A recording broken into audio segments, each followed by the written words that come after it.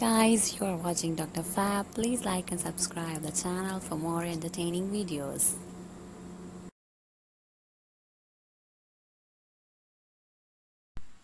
Assalamu alaikum. Welcome to the new topic of community medicine. Today we will discuss about nutritional anemia.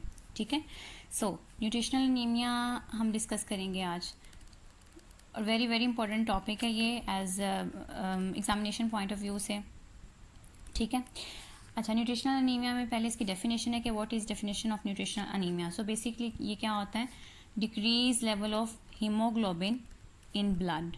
ठीक है, उसकी वजह से जो है वो, और ये decrease level of haemoglobin in blood किस वजह से होता है, due to deficiency of essential nutrients. ठीक है, दो पार्ट्स हैं इसके, decrease HB level in blood due to deficiency of essential nutrients. ठीक हो गया. अच्छा, अब इसके लेवल्स मतलब कट ऑफ लेवल्स क्या हैं, जो हमारे पास एडल्ट मेल्स होते हैं ना, ठीक है, मेल्स के अंदर कंसीडर करते हैं कि 13 ग्राम पर डेसीलीटर से कम नहीं होनी चाहिए.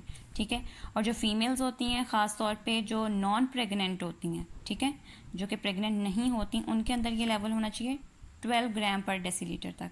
ठीक है, और जो प्रेग्नेंट होती हैं उनके अंदर ये लेवल कहाँ तक होना चाहिए, 11 ग्राम पर डेसीलीटर तक होना चाहिए. ठीक हो गया.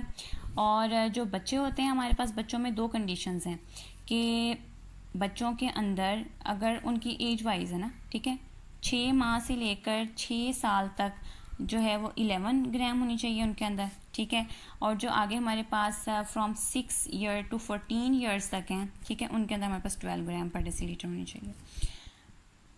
ठीक हो गया.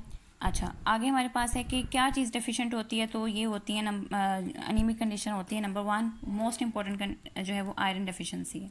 ठीक है, और जो लीस्ट इंपॉर्टेंट है दैट इज़ फोलेट और विटामिन B12 डेफिशिएंसी. ठीक है, तो ये आपने याद रखनी है.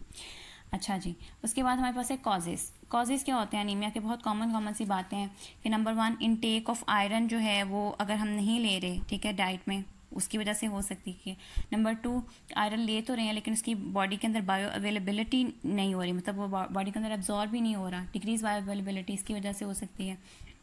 नंबर 3 क्या हो सकता है, excessive loss of iron, specially जो मतलब कि कंडीशन होती है मेंस्ट्रुएशन वगैरह या प्रेगनेंसी के दौरान, प्रेगनेंसी के बाद. ठीक है, तो उसमें जो है वो एक्सेसिव लॉस ऑफ आयरन होता है. उसके अलावा कुछ कंडीशंस होती हैं लाइक अगर इन्फेस्टेड बॉडी है, लाइक पेट के अंदर कीड़े हैं, लाइक हुकवर्म है अगर, ठीक है, तो ये भी खून सक करते रहते हैं, तो इनकी वजह से भी होती है. मलेरिया कंडीशन है, ठीक है, मलेरिया की वजह से भी जो है वो बॉडी के अंदर ब्लड लॉस होता है.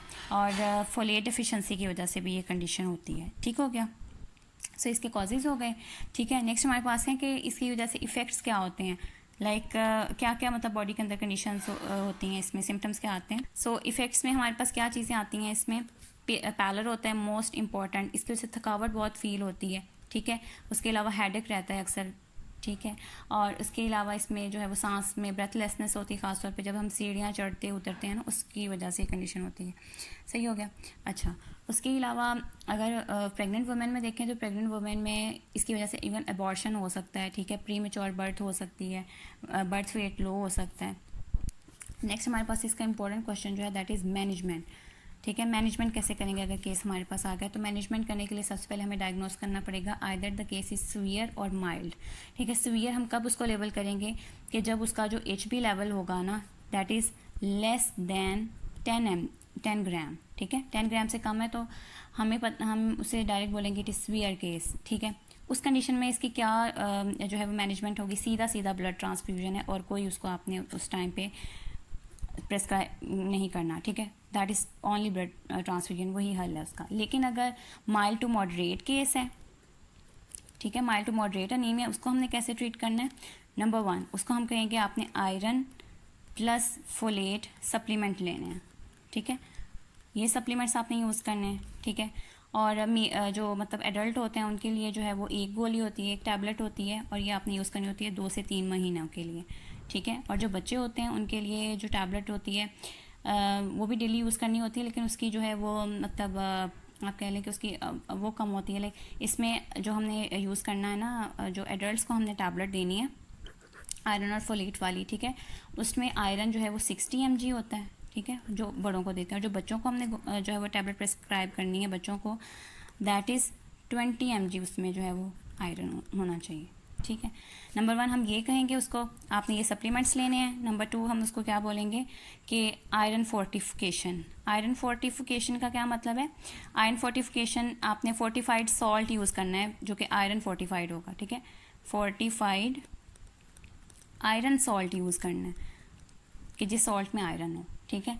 और नंबर 3 अदर स्ट्रेटजीज़ क्या हो सकती हैं हमारे पास कि हम उन्हें जो है वो क्या प्रेस्क्राइब कर सकते हैं, कंट्रोल ऑफ पैरासाइट के, अगर उनके पेट के अंदर कीड़े हैं तो वो अपने पैरासाइट कंट्रोल करें, ठीक हो गया। अगर उनको न्यूट्रिशनल एजुकेशन देंगे, लाइक कि बताएंगे कि किस में जो है वो आयरन ज़्यादा होता है, वो फूड आप खाएं, बीन्स खाएं आप, जो है वो लिवर जो होता है उसमें बहुत ज़्यादा होती है वो खाएं, इस तरह की चीज़ें खाना शुरू कर दें, ठीक है। और अपनी डाइटरी हैबिट्स को चेंज करें।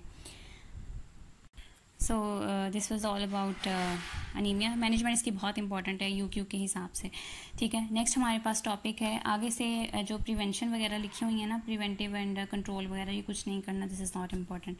सो नेक्स्ट हमारे पास टॉपिक है डोपिंग का। व्हाट इज़ डोपिंग, और इसका दूसरा नाम है एर्गोजेनिक एड, ठीक है। डोपिंग या एर्गोजेनिक केस हमारे पास क्या होता है, लाइक ये टर्म हम यूज़ करते हैं बेसिकली एथलीट्स के लिए, ठीक है। एथलीट्स जो लेते हैं ना, मतलब कि सब्सटेंसेस लेते हैं अपनी फ़िज़िकल एक्टिविटी को रेज़ करने के लिए, ठीक है, फ़िज़िकल एक्टिविटी को रेज़ करने के लिए, या फिर अपनी स्ट्रेंथ को ज़्यादा करने के लिए, नंबर 2, ठीक है। और नंबर 3 जो है वो अपनी एंड्योरेंस को ज़्यादा करने के लिए जो सब्सटेंस लेते हैं, ठीक है। वो मेडिसिनल सब्सटेंस भी हो सकते हैं, नॉन मेडिसिनल भी हो सकते हैं, ठीक है।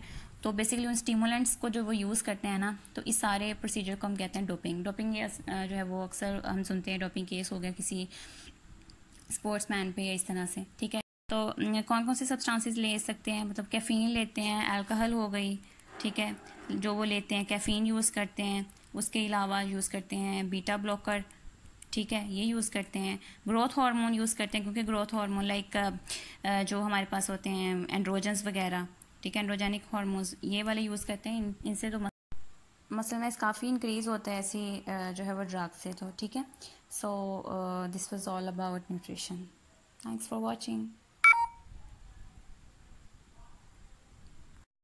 Thanks for watching the video, and don't forget to like and subscribe the channel. Keep watching Dr. Fab for more amazing videos.